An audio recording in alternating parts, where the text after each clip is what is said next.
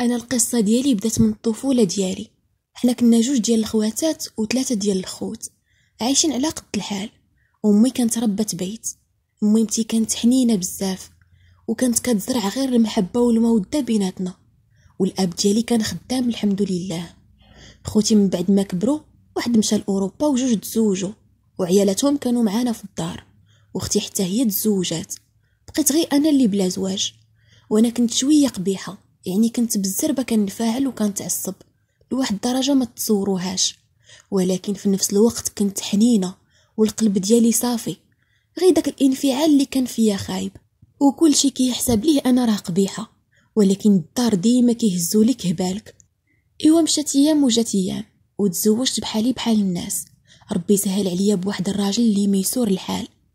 تزوجت ودرت عرسي وفرحت.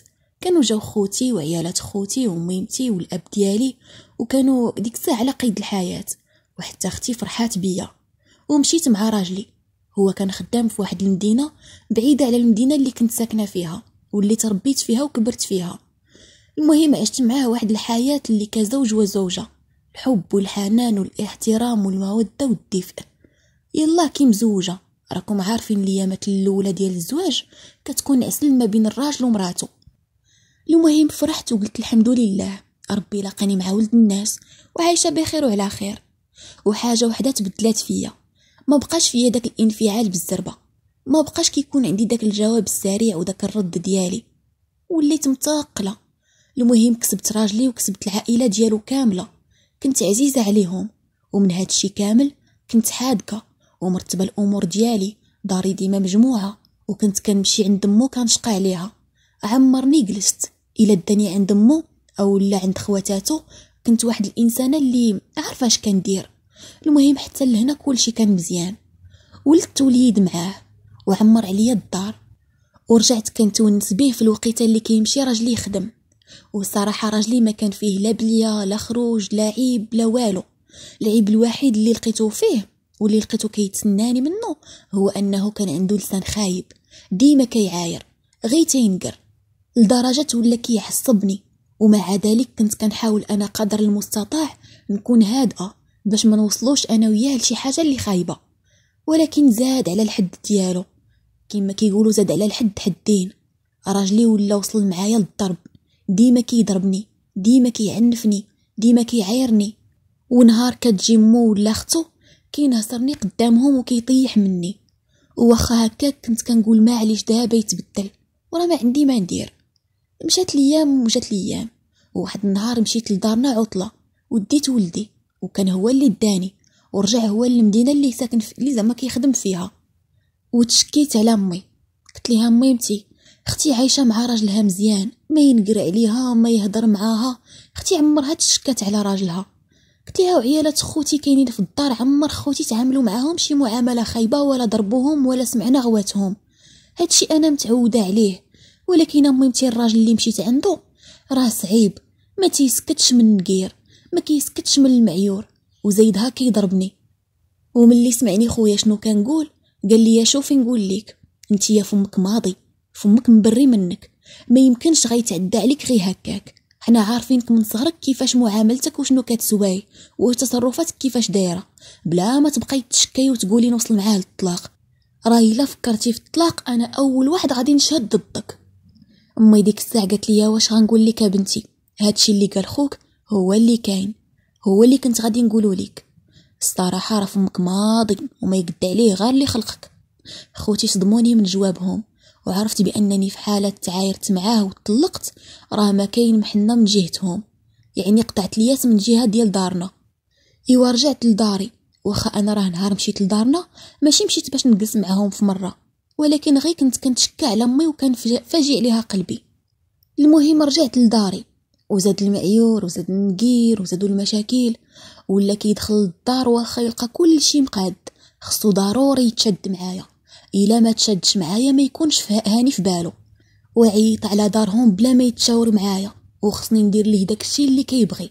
وكنقول ماشي مشكل وساكته. وعيط على صحابو وعيالاتهم وانا نطيب وانا نوجد وانا نقبل ليه عرضاته، يعني فين ما بغاني كيلقاني. وانا ما عنديش المشكل من جهتي نهائيا. انا غا كندوز في الوقت معاه باش يتبدل. تنقول على الله وعسى شي نهار الراجل ما يبقاش فيه النقير وما يبقاش فيه المعيور. وحتى باش نشك ونقول يمكن عنده شي وحده ولا باغي يكرهني في حياتي معاه باش انا نوض نطلب الطلاق، انا ما مستحيل نشك في هذا الشيء. لحقاش راجلي ما تيخرجش من الدار، ملي كيخرج من الخدمه كيجي نيشان للدار، يعني ما عنده حتى شي وحده في حياته وانا متاكده. المهم سكنات حدايا واحد الجاره، كانت جاره اللي كبر مني ودرتها صاحبتي، والصراحه كنت كنتشكى عليها وحتى هي كتشكى عليا، ونضحكوا بجوجات ونشطوا بجوجات. واحد الجاره اللي الله يعمر ليها الدار. وفي الايامات الاولى فاش يلاه جات سكنات حدايا كانت كل مره كتقول لي راني كنسمع غواتك، اش واقع عليك؟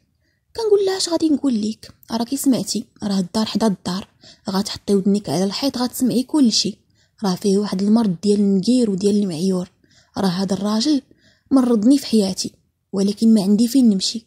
نهار اللي بغيت نشكي على ميمتي نهض فيا خويا قال لي ما عندك فين، انت راك انت اللي كتجبدي هذاك الراجل، وداك الراجل باينه فيه معقول، انت اللي خايبه ولسانك سليط. قلت لها ولكن الله شاهد عليا والله ما كنت نهضر، غير كيشوفني كيبدا ينقر حتى دار ليا الاعصاب. لا هادي خصك، لا هادي تصايبي هادي، لا هادي ما مقاداش، لا خصك تلبسي هكا، لا خصك تخرجي، لا انت كنتي دايره، لا انت كنتي فاعله، ما تيسكتش. قلت لها والله اختي عيفني في حياتي وما عرفتش اش غندير. ومن فوق هاد النقير كامل رجع كيهز عليا يدو كيعنفني ولا كيضربني، غير نهضر ولا نتململ كينوض ليا يبقى يضرب فيا، وما عندي ما ندير وما عارفاش اش غندير. واخا انا راه كنت قبيحه، انا كنت هي ديك الجلاخه ديال الدار، ما كاينش اللي كيهضر معايا، ولكن جيت عنده هو وقطع ليا الحس، ما نقدرش نهز عليه صوتي ولو غير بكلمه واحده، ولكن هادشي راه بزاف. قالت لي اختي اش غنقول لك، صبري وزيدي صبري، شحال من وحده كان راجلها بحال هكا وتبدل. وما تنسايش الحمد لله راه ما كيخونك، ما كيخرج ويخليك انت يسد عليك في الدار، مبرعك شاري لك اللي بغيتي، ولكن فيه هذا هو العيب الوحيد ديالو، صبري معاه. قلت لها ماشي مشكل. المهم انا هكا قلت ليها الوحده كتقلب على الحياه الزوجيه اللي تكون هادئه، كتقلب على الراجل اللي يحسها بالامان في الدار ويحسها بانها راه زوجه ويحسها بانها مرغوب فيها. قلت لها تخيلي دارهم كيعايرني قدامهم، وكتجي لوستي كتبدا تضحك عليا من كثرة ما كتشوفني تيقول لي شي كلام اللي جارح. قلت لها هادشي راه بزاف على الصبر، ومع ذلك صابره، راه غير الا قلت ليه مالك على هاد الهضره تينوض كيبدا يضرب فيا. قالت لي غير صبري. ايوا درت بكلامها، قلت غادي نصبر، ما عندي ما ندير، وماشي انا الاولى وماشي انا الاخرى. ايوا مشات ايام وجات ايام، شويه الراجل حسيت بيه بدا كيتهدن وارتاحيت معاه، ورجعت الايام الاولى ديال الزواج ديالي، ولدت بنيه واحده اخرى ولا عندي ولد وبنت. ومشات الايام وجات الايام، ضاحكه ناشطه حتى رجع ليه المرض اللي فيه ولا الفيس اللي فيه. انا صافي ما صبرتش، نكذب عليكم ما نقدرش، ما قديتش نصبر. صاحبتي قالت لي رجعت لك الامور كيف الاول؟ قلت لها رجعات وكثر كاع من الاول. الراجل راه ولا بحال مسطي، يدور ويطرشني، يدور ويضربني، ما عرفتش اش غندير معاه. عيطت لامي، قلت لها امي راه غنتفارق معاه، راه معنفني ومكرفس عليا، يا غادي نمشي عند البوليس يا غنجي عندكم.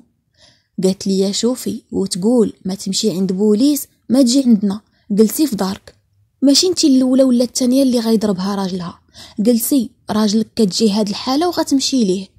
قلت لها وامي راه بزاف، راني عييت، راه صبريت قاده وراه ركب فيا الاعصاب، ما بقيتش قادره، علاش غادي نصبر معاه؟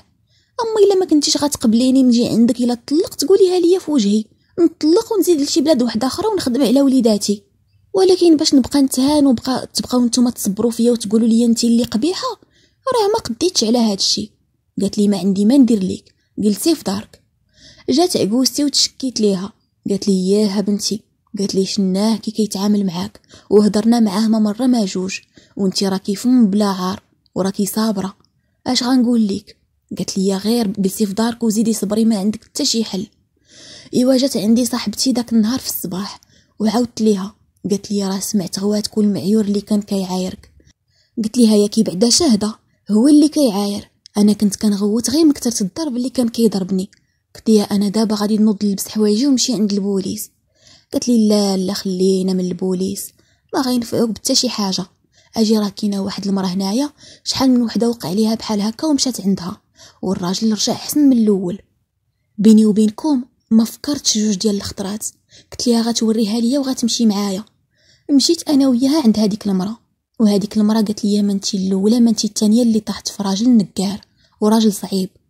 قالت لي راجلك ما كيخرج عليك، ما تيفسد عليك، ما تيسهر، ما عنده حتى شي وحده. ويا ربي تسمح لي تيقت داكشي اللي كانت كتقول لي، مع انا كنت مضيومه والبيبان مسدودين ليا في وجهي.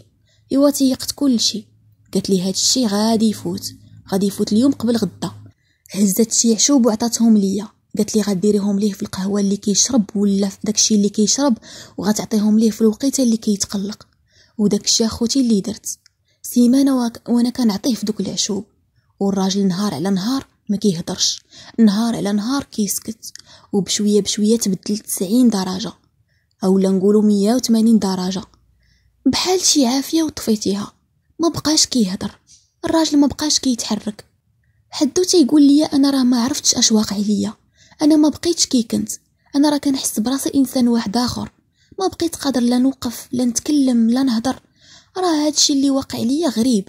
حتى من الخدمه كرهتها، وبصح ما بقاش كيمشي لخدمته. واحد الصباح جات عندي صاحبتي قالت لي وهنيه عليك، ما بقينا كنسمعوا لا صداع لا غوات لا والو. راجلك داكشي اللي عطاتنا ديك المراه راه قدا فيه، راه عطا النتيجه. قلت ليها اييه راه عطا النتيجه وفات النتيجه لديك الجهه. راه الراجل ما بقى قادر يدير حتى شي حاجه، والراجل حتى بيني وبينه ما بقى قادر يدير حتى شي حاجه، ما بقاش راجل، ما عرفتش اش واقع عليه.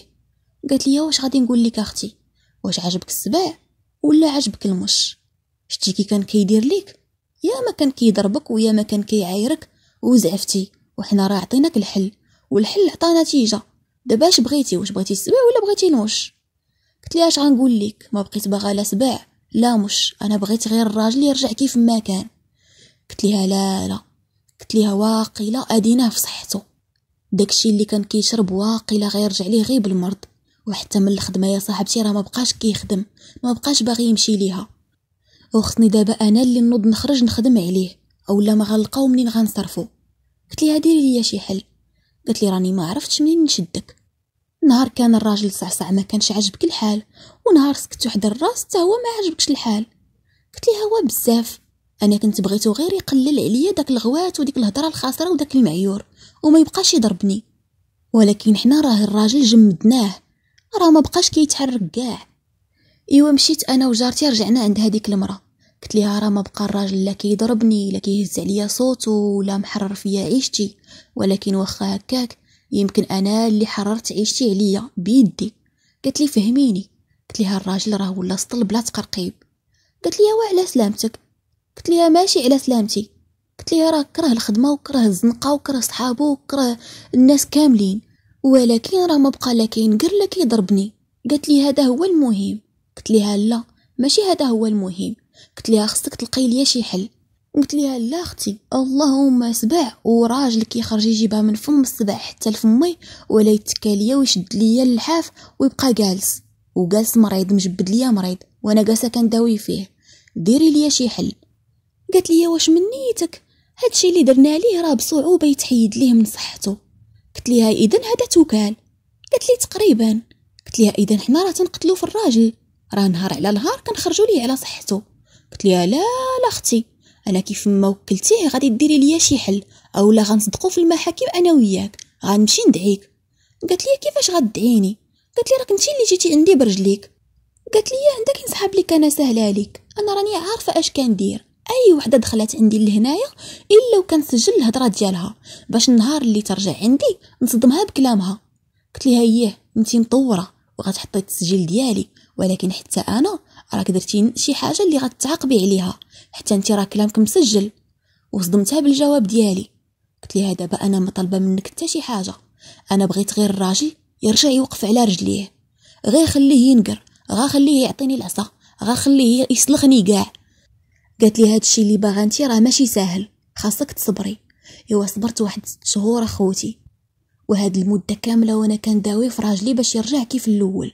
ندمت، رجعت كنبكي وكنطلب ربي، قلت اش درت؟ خليت الله الكبير الحي القيوم ومشيت عند وحده بحالي بحالها ما عندها باش تفيدني، عوض ما نرفع يدي للسما ونطلب ربي يهديه ويرجعوا ليا كيف كان في الاول، التجأت للشعوذه والسحر.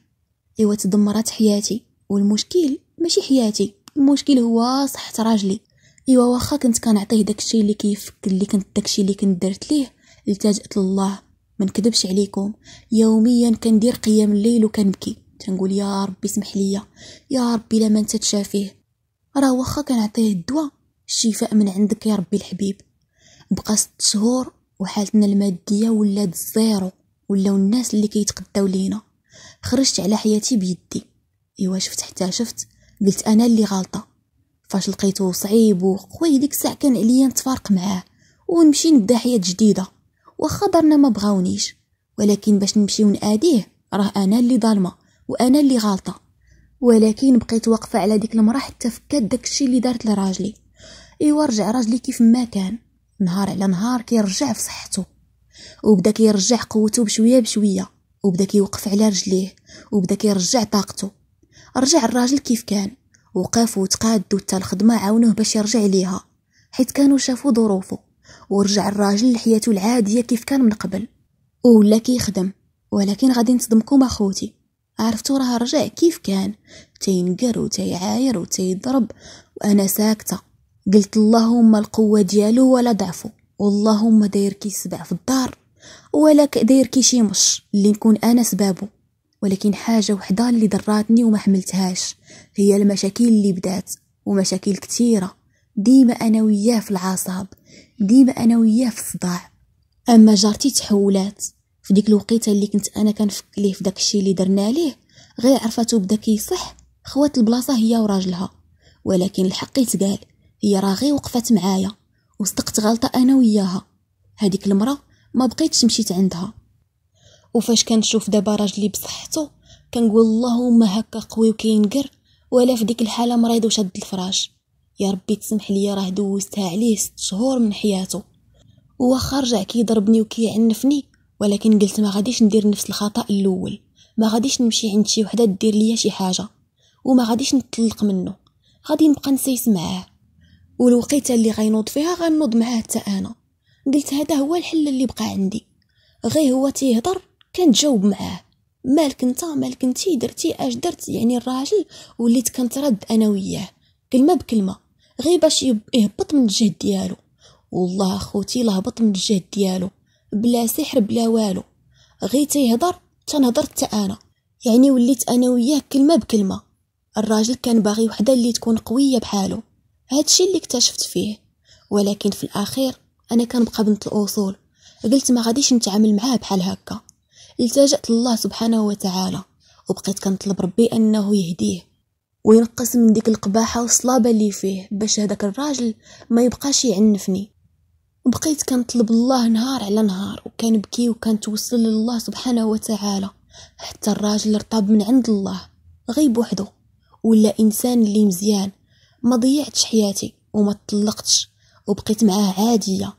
كان فيه عيب واحد وما بقاش فيه. ايوا تما ولدت وليد واحد اخر، والحياه رجعت احسن من الاول، والمعيشه ولات احسن من الاول، وزدنا درنا دويره واحده اخرى وبدينا حياه جديده. والراجل ولا مساعف معايا، بقى داكشي غير ضحك وغير تعاود، واخا خلى اماره في حياتي حيت انا تعديت عليه وما كانش عليا ندير داكشي اللي درت. وهادشي علاش جيت نعاود لكم القصه ديالي، باش تنتوما ما تغلطوش بحالي وما طيحوش في داكشي اللي طحت فيه انا. راه بأعجوبه باش خرجت منه، غير ربي وقف معايا ومع راجلي.